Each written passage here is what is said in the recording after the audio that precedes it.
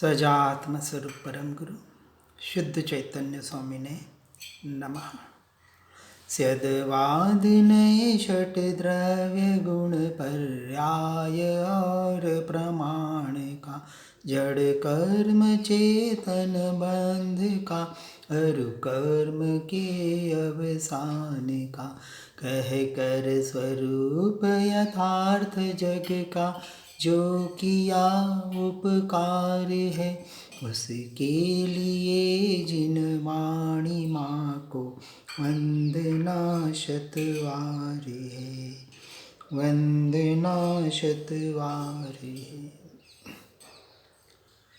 श्रीमद् भगवद आचार्य कुंद कुंद देव द्वारा रचित प्रवचन सार जी को समझने का प्रयास कर रहे हैं।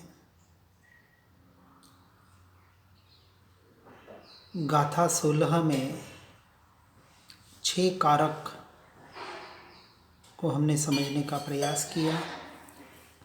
मिट्टी और घड़े की दृष्टांत के दृष्टि से अब कहते हैं कि उपरोक्त प्रकार से हर द्रव्य स्वयं ही अपनी अनंत शक्ति रूप संपदान से परिपूर्ण है, इसलिए स्वयं ही 6 कारक रूप होकर अपना कार्य करने के लिए समर्थ है। उसे किसी प्रकार के भी बाह्य सामग्री की अंश मात्र भी जरूरत नहीं है और न कोई उसे अंश मात्र भी सहायता कर सकता है। इसलिए केवल ज्ञान प्राप्ति के इच्छुक आत्मा को क्या कह रहे हैं, जिन्हें मुक्ति चाहिए, मोक्ष चाहिए, उन्हें केवल ज्ञान प्राप्त करना पड़ेगा और जिन्हें केवल ज्ञान चाहिए उन्हें व्यवहार और निश्चय रूप समन्वित सम्यक दर्शन को प्राप्त करना पड़ेगा। यानी अपने स्वयं के आत्मा का अनुभव, टंकोत्कीर्ण निर्णय, सम्यक श्रद्धान करना ही पड़ेगा। मन वचन काया के क्रिया के द्वारा नहीं। इसलिए केवल ज्ञान प्राप्ति के इच्छुक आत्मा को बाह्य सामग्री की अपेक्षा रखकर परतंत्र होना निरर्थक है। यानी जब तक बाह्य सामग्री की अपेक्षा है तब तक वह मोक्ष मार्ग में नहीं है। शुद्धोपयोग में लीन आत्मा स्वयं ही 6 कारक रूप होकर केवल ज्ञान प्राप्त करता है और वह आत्मा स्वयं अनंत शक्तिवान ज्ञायक स्वभाव से स्वतंत्र है, स्वयं में परिपूर्ण है, इसलिए स्वयं ही करता है। स्वयं अनंत शक्ति वाले केवल ज्ञान को प्राप्त करने से केवल ज्ञान कर्म है अथवा केवल ज्ञान से स्वयं अभिन्न होने से केवल ज्ञान कहाँ से आएगा, बाहर से नहीं, भीतर से ही प्रकट होगा। और स्वयं अभिन्न होने से आत्मा स्वयं ही कर्म है।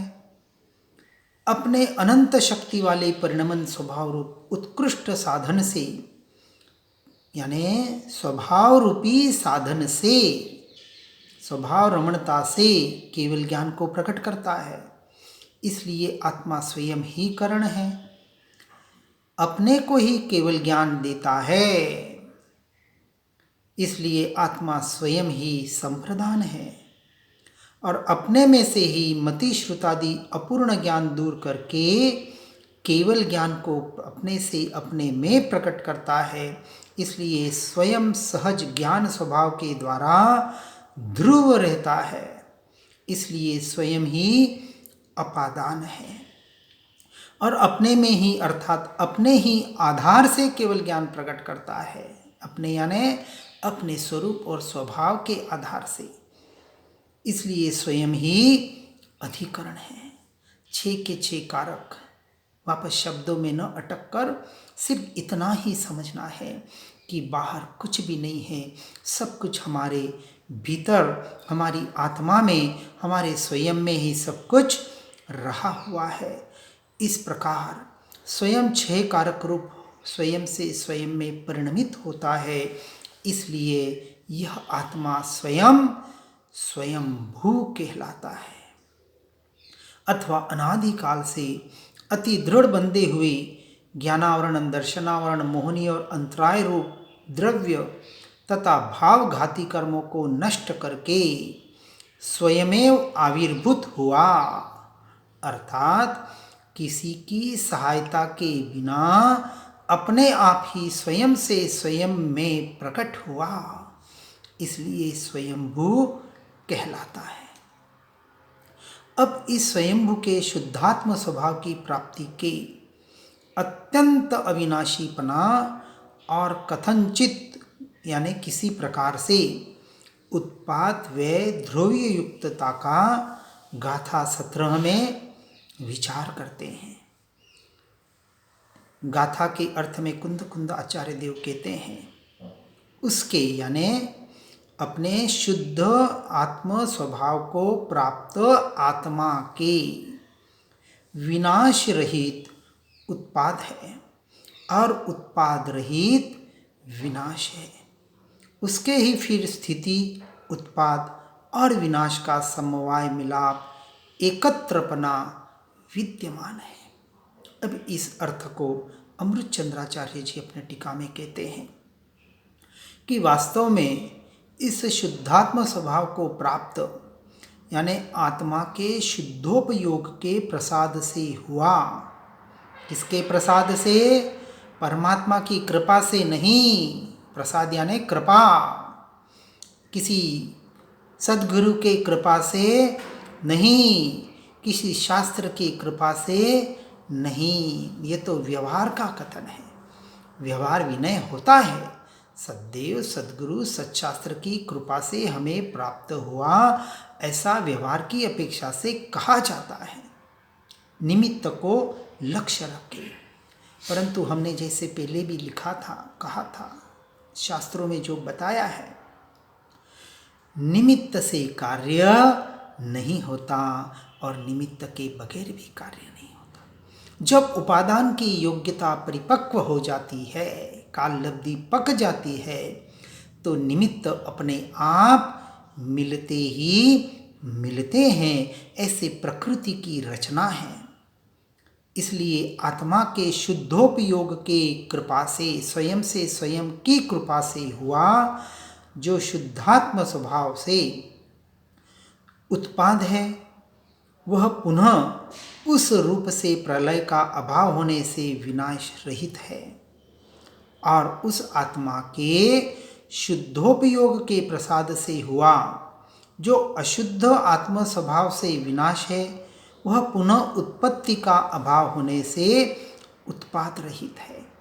एक दूसरे की अपेक्षा से कथन किया गया है। इससे यह कहा है कि उस आत्मा के सिद्ध रूप से अविनाशीपना है। व्यवहार की अपेक्षा से पर्याय में उत्पाद व्यपना होते हुए भी जो ध्रुवता उसमें उस तत्व में रही हुई है आत्मा में, उस सिद्ध रूप से आत्मा में अविनाशीपना है।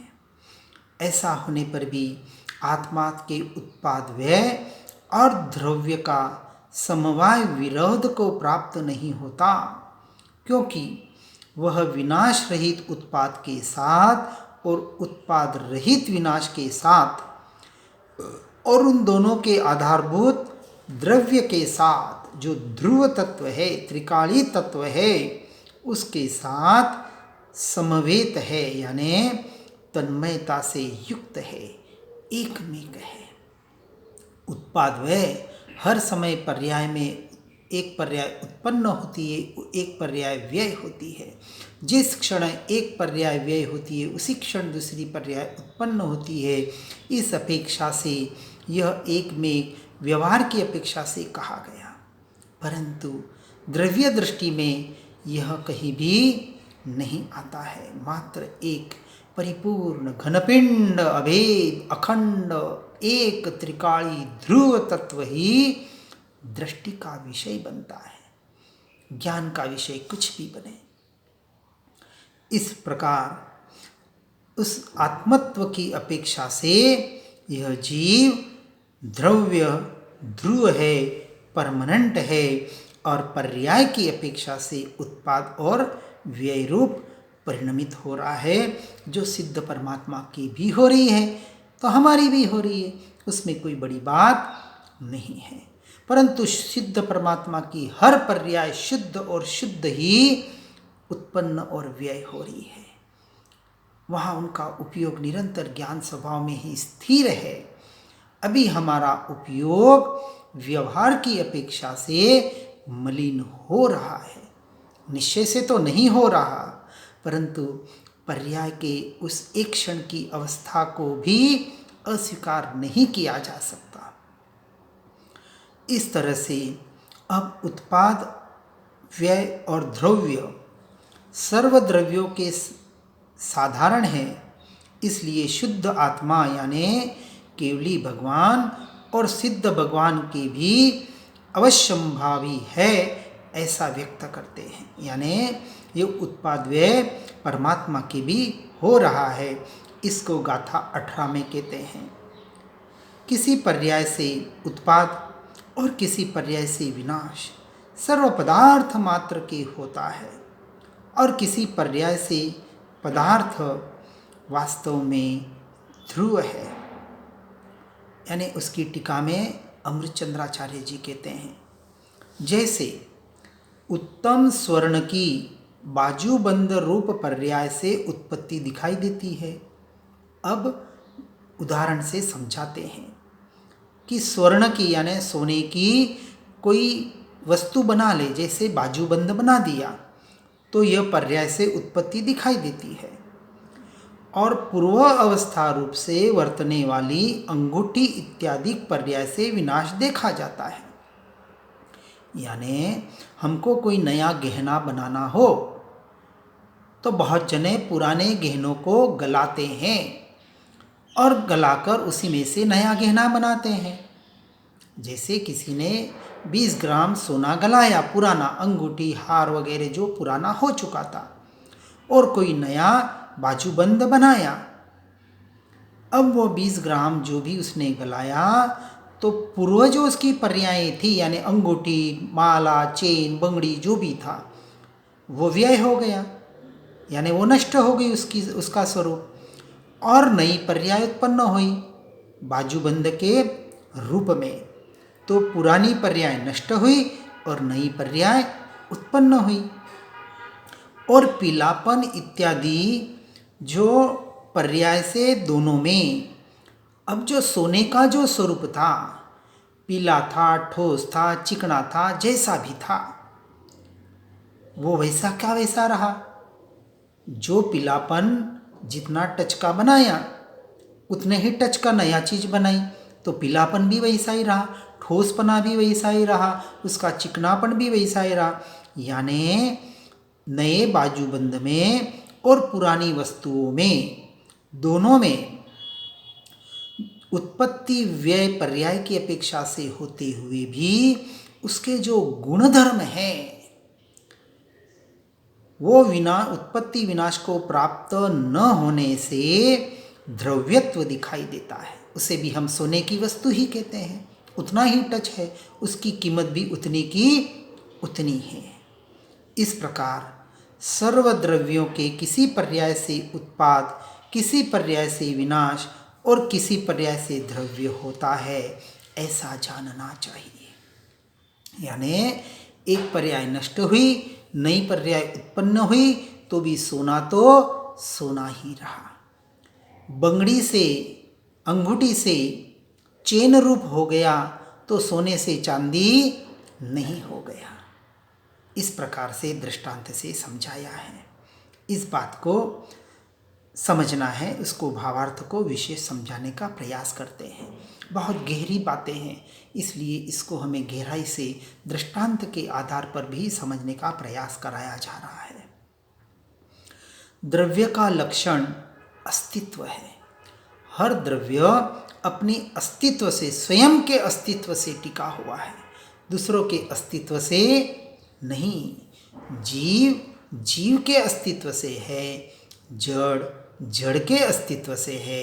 हर द्रव्य अपने अस्तित्व से अपने में टिका हुआ है। बहुत गहरा सिद्धांत है। यदि यह गहरा सिद्धांत समझ में आ जाए तो क्रमबद्ध पर्याय, क्रम नियमित पर्याय सहज ही समझ में आ जाए। एक द्रव्य दूसरे द्रव्य का कुछ भी कर नहीं सकता, अंश मात्र भी कर नहीं सकता। तो जीव को इस जड़ की यानी मन वचन काया की, शरीर की, कर्म के उदय की जरूरत नहीं है। जीव स्वतंत्र है अपने से अपने में रहने के लिए, और जड़ स्वतंत्र है कर्मों के उदय से उससे परिणमित होने में। इस बात को गहराई से समझना है। इसका न कोई करता है न कोई भोगता है।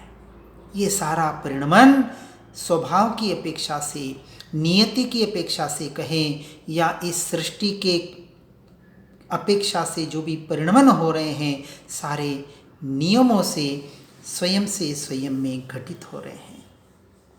इसलिए किसी पर्याय से उत्पाद, किसी पर्याय से विनाश और किसी पर्याय से द्रव्यत्व प्रत्येक पदार्थ के होता ही होता है, प्रत्येक पदार्थ के होता है। अब यहाँ प्रश्न होता है कि द्रव्य का अस्तित्व उत्पाद आदि तीनों से क्यों कहा है, यानी उत्पाद व द्रव्य तीनों से क्यों कहा है। एकमात्र द्रव्य से ही कहना चाहिए, क्योंकि जो ध्रुव रहता है वह सदा बना रहता है। तो उसको आस्ति नास्ति से क्यों बताया? तो उसके उत्तर में कहते हैं, यदि पदार्थ ध्रुव ही हो तो मिट्टी, सोना, दूध इत्यादि समस्त पदार्थ एक ही सामान्य आकार से रहने चाहिए। परंतु मिट्टी घड़ा बन सकती है, सोना कुंडल बन सकता है, दूध से दही बन सकता है, इत्यादि भेद नजर आ रहे हैं, वो कभी नजर नहीं आते। इसलिए पर्याय का भी अस्वीकार नहीं किया जा सकता। और हम स्पष्ट देख रहे हैं कि ऐसा होता नहीं, अर्थात भेद तो अवश्य दिखाई देते हैं। इसलिए पदार्थ सर्वथा ध्रुव न रहकर किसी पर्याय से उत्पन्न और किसी पर्याय से नष्ट भी होते हैं। यदि ऐसा न माना जाए तो संसार का ही लोप माना जाएगा। इसलिए संसार का लोप न मानना हो और मिथ्यात्व का पोषण न करना हो तो हर द्रव्य में उत्पाद व्यय ध्रुव युक्तम सत, यह सत का स्वरूप है। नहीं तो एकांत में जाकर कहीं न कहीं निश्चयाभासी या व्यवहाराभासी कहा जाएगा। इसलिए उत्पाद व द्रव्यमय मुक्त आत्मा के भी होते हैं। यदि स्थूलता से देखा जाए तो सिद्ध पर्याय का उत्पाद और संसार पर्याय का व्यय हुआ तथा आत्मत्व ध्रुव जैसा का तैसा बना रहा। सम्यक दर्शन में मिथ्यात्व का व्यय हुआ और सम्यक्त्व का उत्पाद हुआ। केवल ज्ञान की पर्याय में केवल ज्ञान का उत्पाद हुआ और अज्ञान दशा का व्यय हुआ। इस अपेक्षा से मुक्त आत्मा के भी उत्पाद व द्रव्य होता है, अथवा मुक्त आत्मा का ज्ञान ज्ञेय पदार्थों के आकार रूप हुआ करता है। इसलिए समस्त ज्ञेय यानी जो जानने में आ रहे हैं उन ज्ञेय पदार्थों में जिस प्रकार से उत्पाद व्यय आदि होता है उस प्रकार से ज्ञान में भी उत्पादादिक होता रहता है। इसलिए मुक्त आत्मा के समय समय पर उत्पाद व द्रव्य होता है। अथवा अधिक सूक्ष्मता से देखा जाए तो अगुरु लघु गुण में होने वाले षटगुणी हानि वृद्धि के कारण अगुरु लघु, न कभी गुरु होता है न कभी लघु होता है, न घटता है न बढ़ता है। ऐसा द्रव्य रूप होने पर भी सूक्ष्मता से जो षटगुण हानि वृद्धि के कारण मुक्त आत्मा के उत्पाद व द्रव्य होता है। यहाँ जैसे सिद्ध भगवान के उत्पाद आदि कहे हैं उसी प्रकार केवली भगवान के भी यथा योग्य समझ लेना चाहिए। यानी सिर्फ हमारे में ही उत्पाद व्यय हो रहा है पर्याय का, ऐसी बात नहीं है। ज्ञानी अज्ञानी परमात्मा सबके ये परिणमन हो रहा है। इसलिए शास्त्र में कहा उत्पाद व्यय ध्रुव युक्तम सत्य, जो सत्य स्वरूप है, जो शाश्वत स्वरूप है, वो उत्पाद व्यय होते हुए भी ध्रुव्य है। इस बात को गहराई से सुनकर समझकर अपने जीवन को उस रूप परिणमित करने का प्रयास और पुरुषार्थ करें और परद्रव्य पर भावों से हटकर शुद्धोपयोग रूप आत्मा के स्वभाव में, स्वयं के स्वभाव में लीन होने का प्रयास और पुरुषार्थ करें। इसी भावना के साथ ओम नमः सिद्धम। जिन वाणी के ज्ञान से हो सम्यक श्रद्धा, हो चारित्र महान पाऊं पद निर्वाण।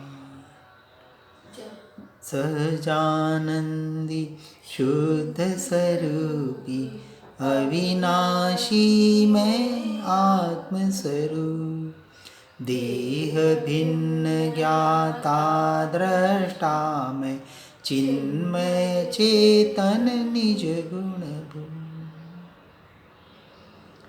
जिनवाणी माता को शत शत वंदन। ओम नमः।